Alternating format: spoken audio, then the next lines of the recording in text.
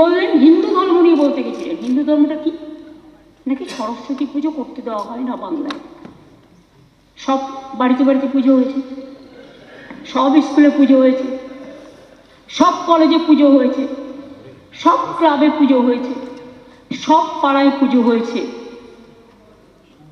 অন্তত 2 কোটি পরিবারও যদি ধরে নেন, মানে এক একটা পরিবারে যদি 3-4 জন থাকে এবং ক্লাব যদি ধরে নেন, 3-4 কোটি পুজো হয়েছে সরস্বতী পুজো। একটা জায়গার একটা ঘটনা নিয়ে আপনারা আমাকে কলঙ্কিত করলেন, বাংলাকে কলঙ্কিত করলেন, আর হিন্দু ধর্মকে কলঙ্কিত করলেন। ব্যাপারটা কি ছিল জানতে হবে।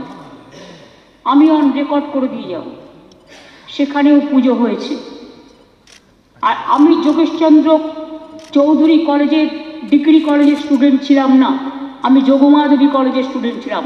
আমি যোগেশচন্দ্র চৌধুরী কলেজের ল কলেজে পড়তাম।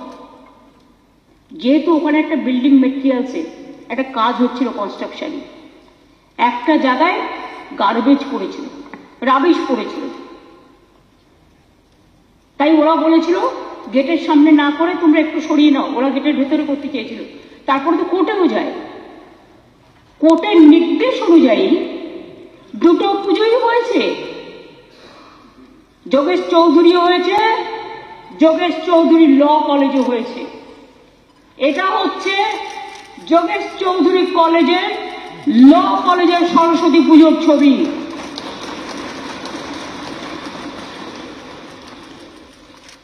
আর এটা হচ্ছে যোগেশচন্দ্র চৌধুরী কলেজের ছবি সরস্বতী পুজোর। আমি এভিডেন্স দিয়ে প্রমাণ করে দিলাম এবং অন রেকর্ড আমি এই দুটো স্পিকারের কাছে হাউসে আমি টেবিলে রেকর্ড করতে চাই। এত মিথ্যে, এত কুৎসা।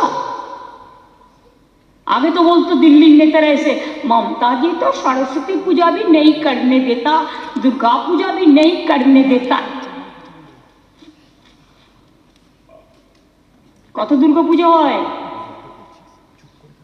कत सरस्वती पूजा है, कत लक्ष्मी पूजो है, कत गणेश पूजो है, कत भोले बाबा है, कत सर्वधर्मेर है।